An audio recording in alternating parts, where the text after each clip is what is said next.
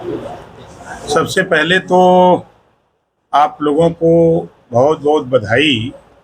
मंत्री बनने के बाद पहली बार आपके सर्किट हाउस में हम आए हैं, तो इसके लिए आप लोग इधर आए हैं। सवाल आपका है वक्फ बोर्ड से जुड़ा हुआ। देखिए, तमाम विसंगतियां हैं वक्फ बोर्ड में। उस विसंगति को दूर करने के लिए संसद में बिल आया है। मकसद सरकार का है कि वक्फ बोर्ड में तमाम ज़मीनें पड़ी हैं पूरे देश में, और वक्फ बोर्ड का जो चेयरमैन है, जो जहां कब्जा किया हुआ वहां कब्जा किया हुआ है, तो उसको खाली करा करके उसमें कुछ कानून में संशोधन करके कुछ अधिकार सरकार के पास भी रहे, ताकि सरकार उसको खाली करा सके।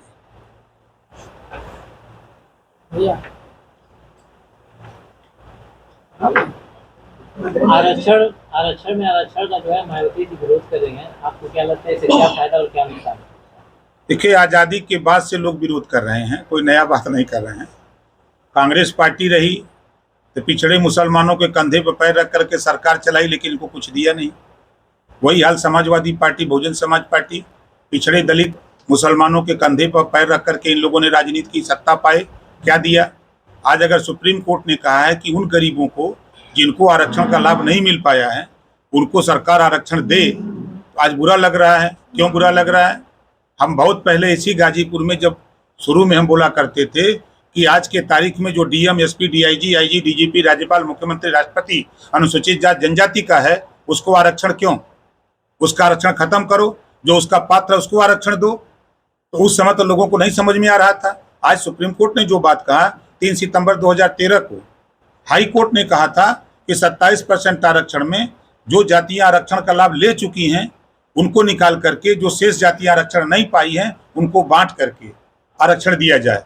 सरकार समाजवादी पार्टी की थी, लेकिन उन्होंने भी नहीं ध्यान दिया। तो जो सुप्रीम कोर्ट का फैसला है, इन लोगों के विरोध करने का मात्र इतना कारण है कि अमीर लाभ लेता रहे, गरीब परेशान होता रहे। मायावती जी का जो ट्वीट आया है या जो विरोध कर रही है, इसके पीछे क्या लगता है? क्योंकि आर्थिक आधार पर आरक्षण की बात तो उन्होंने भी कही थी। फिर विरोध किस बात का? वही तो आप गवाह हो। इसी गाजीपुर, चाहे लंका मैदान में मैं किया हूँ, चाहे कचहरी पर मैं प्रदर्शन किया हूँ। मैं 22 साल से मैं ये बात कह रहा हूँ कि जो मजबूत जातियाँ हो गई हैं, जो जाति व्यवस्था है, जो मजबूत जातियाँ, उनको उस एरिया से निकाल करके आरक्षण के दायरे से, जो गरीब कमजोर हैं, जिनकी माली हालत खराब है, उनको आरक्षण देने की वकालत हम आज 22 साल से कर रहे हैं। उस फैसले को यदि सुप्रीम कोर्ट ने मोहर लगाया है तो मायावती जी को स्वागत करना चाहिए। अगर वो कह रही हैं जो बात, तो भूल गई जब उनकी सरकार थी। हम बोलते हैं तो विरोधाभास होता है। वो उस दिन भूल गई जब अंबेडकर ग्राम विकास योजना बनाई थी। क्या उन्होंने वो नहीं देखा? किसी दलित बस्ती में उसका लाभ दिया जा रहा था, वहीं ब्राह्मण, राजपूत, भूमियार, अहिर, गडेरी, कुंभी, कोयरी, भर, चमार, मुसहर, धोबी, खटीक, पासी, केवट, बिन, मला को नहीं दिखाई दिया, खाली दलित दिखाई देता था। उस योजना का लाभ किसकी सरकार में बना था? आज वो बोल रही हैं। ठीक है, वो नेता हैं, हम उनका स्वागत करते हैं, हम उनके साथ रह के काम किए हैं। वो राष्ट्रीय अध्यक्ष थे, हम जिला अध्यक्ष थे, लेकिन तब थे। लेकिन आज वो राष्ट्रीय अध्यक्ष है, बड़ी पार्टी है, उनकी राष्ट्रीय पार्टी है। हम छोटिया पार्टी से, लेकिन है तो राष्ट्रीय अध्यक्ष है। 2001 में हेतुल सिंह की कमेटी की रिपोर्ट लागू नहीं हुई और राघवेंद्र सिंह की कमेटी की रिपोर्ट पेंडिंग। इस रिपोर्ट को सार्वजनिक करने के लिए क्या आप सीएम साहब से बात करेंगे? महाराज, सीएम साहब से ही नहीं, पीएम साहब से बात हो गई है। रोहिणी आयोग का गठन माननीय प्रधानमंत्री जी ने कराई। रोहिणी आयोग की रिपोर्ट आ गई। पूर्व राष्ट्रपति के नेतृत्व में 5 सदस्यीय टीम उसकी समीक्षा के लिए बनाई गई। समीक्षा भी हो गई।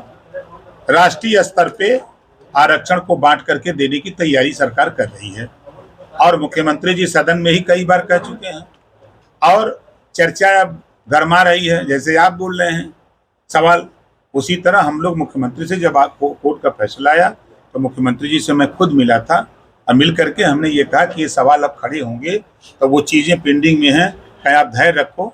हम लोग रोहिणी आयोग का जो रिपोर्ट तैयार है उसी से समकक्ष तो ये भी रिपोर्ट है, तो आ जाता है तो हमको कोई दिक्कत नहीं। अखिलेश यादव को डीएनए जांच की क्यों जरूरत पड़ी? अखिलेश यादव को अयोध्या मामले में डीएनए जांच की क्यों जरूरत पड़ रही है? क्योंकि उनके पिताजी ने ही कहा था कि बच्चों से गलती हो जाती है, कहा था ना, आप ही लोग टीवी पे दिखाए थे। लेकिन यहाँ बच्चे नहीं है, बच्चों के पिता चच्चा हैं, चच्चा के घर में पुलिस चौकी किसने खुलवाया था? जरा उधर जाइए ध्यान से।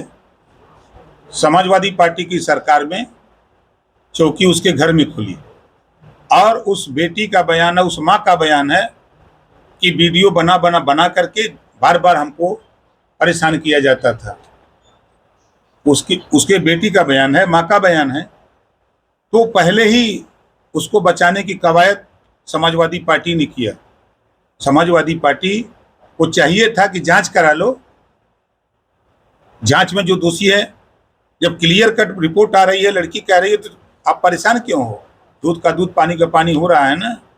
ये योगी जी की सरकार है, बुलडोजर वाली। वक्त बुलडोजर की कार्रवाई जो है इसको उचित मानते हैं? 100% मानते हैं, ऐसे लोगों की बिल्कुल होनी चाहिए। हम तो पहले कहते हैं, देश में पहले नार्को टेस्ट बाबा साहब डॉक्टर अम्बेडकर जी ने संविधान में लिखा है ना, पहले राजभर ओम प्रकाश का करा दो नार्को टेस्ट, उसके बाद सबका करा दो, देखो दूध का दूध पानी का पानी होने लगेगा। अयोध्या की जो घटना हुई है उसको ओम प्रकाश राजभर व्यक्तिगत रूप से किस तरह से देखते हैं? ठीक है, हम इसकी निंदा करते हैं। ऐसी घटनाएं नहीं होनी चाहिए। ऐसी घटनाओं को रोकने के लिए कड़े कानून लाए जा रहे हैं। बहुत से लोग कह रहे हैं कि कानून में इतनी कड़ाई क्यों, जैसे कि करोड़ रुपए का जुर्माना, आजीवन सजा। तो बहुत से लोग कह रहे हैं कि इतना कड़ा कानून नहीं, तो लोगों के दिल में मन में भय व्याप्त हो कि हम ऐसी हरकत नहीं करेंगे।